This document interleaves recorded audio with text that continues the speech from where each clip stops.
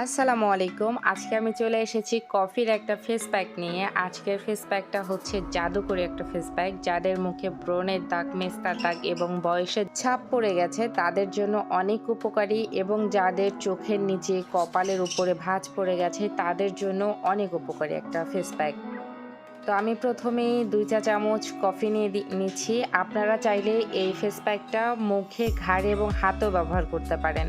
তো আপনারা আপনাদের পরিমাণ মতো নিয়ে নেবেন। রূপচর্চার ক্ষেত্রে কফিটা হচ্ছে অনেক গুরুত্বপূর্ণ একটা উপাদান। কফি যখন আমরা মুখে ইউজ করি তখন মুখের চামড়াটা অনেক টান করে। এই অবস্থায় একটা টিপস দিয়ে নিই, সেটা হচ্ছে এই টান অবস্থায় কথা বলবেন না, তাহলে মুখের চামড়াটা টান হওয়ার পরিবর্তে আরও বেশি কুঁচকে যাবে। এরপর নিয়ে নিব আমি চিনি। চিনিটা আমাদের কাজ করবে স্ক্রাবের মতো। চিনির দানাটা অনেকে বলে পাউডার করে নিতে। আমার মতামতে পাউডার না করে যদি আপনি পুরো নর্মাল চিনিটা ব্যবহার করেন, ওটা অনেক সুন্দর স্ক্রাবের মতো মরা চামড়া তুলতে হেল্প করবে। এরপর আমি নিয়ে নিব নারিকেল তেল। এই নারিকেল তেলটা আমাদের মুখের এবং যে কোনো রূপচর্চার ক্ষেত্রে অনেক বেশি ভূমিকা রাখে। মুখের চামড়াটাকে একটু সুন্দর গ্লাসি ভাব রাখতে, আবার টান রাখতে নারিকেল তেলের তুলনাই হয় না।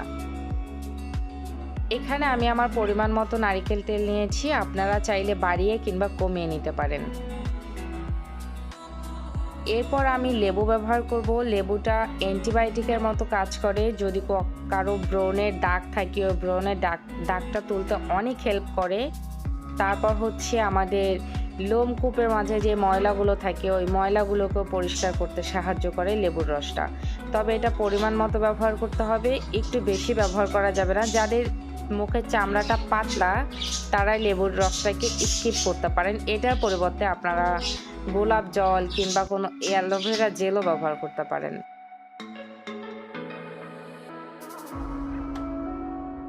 এরপর আমি সমস্ত উপকরণকে সুন্দর করে মিক্সচার করে নিচ্ছি। দেখতে পাচ্ছেন এটা একটু দলা পাকিয়ে আছে। এখন আমি এখানে একটা অন্য ধরনের উপাদান মিক্সচার করে নিচ্ছি। এটা হচ্ছে দুধ, কাঁচা দুধ। এটাতে কি হবে, লেবুর রসের সাথে মিশে কাঁচা দুধটা ছানার মতো মানে টক দই পরিণত হবে। আর দুধের উপাদান আর টক দই, তারপর লেবুর রস সবগুলো মিক্সচার হওয়ার পর আমাদের ত্বকের মধ্যে গিয়ে অনেক সুন্দর কাজ করা শুরু করবে।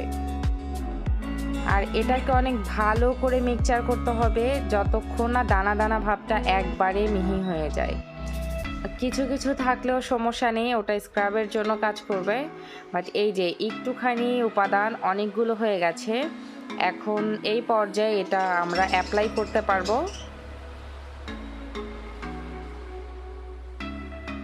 প্রতিটা জিনিস ব্যবহারের কিছু নিয়ম থাকে। এটা ব্যবহার আপনি গোসলের আগে কিংবা গোসলের পরে করতে পারেন, কিন্তু যখনই করবেন ব্যবহার করার আগে হাতটাকে সাবান বা ফেস ওয়াশ বা মুখটাকে সাবান ফেস ওয়াশ দিয়ে ধুয়ে নেবেন। এটা ব্যবহার করার পর আপনাকে আর ফেস ওয়াশ বা সাবান ব্যবহার না করলেও চলবে। এই যে এভাবে আপনারা অ্যাপ্লাই করবেন। আর ম্যাসাজ করার সময় একটু খেয়াল রাখতে হবে যেন সুন্দর করে আপনারা মুখে বা ফেসের মধ্যে ওটা অ্যাপ্লাই করতে পারেন। আর একই সাথে যেন ম্যাসাজ করার সাথে সাথে যেন মুখের রক্ত চলাচলটা সচল হয়ে যায়। এইভাবে আঙুল ঘুরিয়ে মুখের মাঝেও ম্যাসাজ করতে হবে। আর এইভাবে কয়েকবার করে প্রলেপ দিতে হবে। এর ফলে কি হবে, মুখের মাঝে অনেক সুন্দর ভিতরে চলে যাবে ফেস প্যাকটা, আর ভিতর থেকে মুখটাকে উজ্জ্বল করে নিয়ে আসবে। ফেস প্যাকটা অ্যাপ্লাই করার পর কম করে হলো 20 মিনিট আপনারা অপেক্ষা করবেন, যতক্ষণ না এটা একদম টান হয়ে শুকিয়ে আসছে।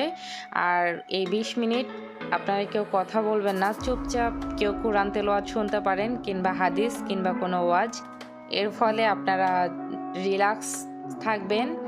আর রিল্যাক্সে যখন থাকবেন তখন ফেস প্যাকটা আরও ভালো করে কাজ করবে। আর আগেও বলেছি, যখন শুকিয়ে যাবে তখন কথা বলা যাবে না, বারবার করে কিন্তু বলে দিচ্ছি। পরে চামড়া টান হওয়ার পরিবর্তে আরও বেশি কুঁচকে যাবে। আর এই যে আমি ধুয়ে তারপর আপনাদের সামনে চলে এসেছি। হাতটা আমি মুছে নিচ্ছি একটা সুতির গামছা দিয়ে। আপনারা টাওয়াল বা ফেস টিস্যু ব্যবহার করতে পারেন। দেখতে পাচ্ছেন অনেকটা গ্লো করছে। মুখেও আপনারা ব্যবহার করতে পারেন।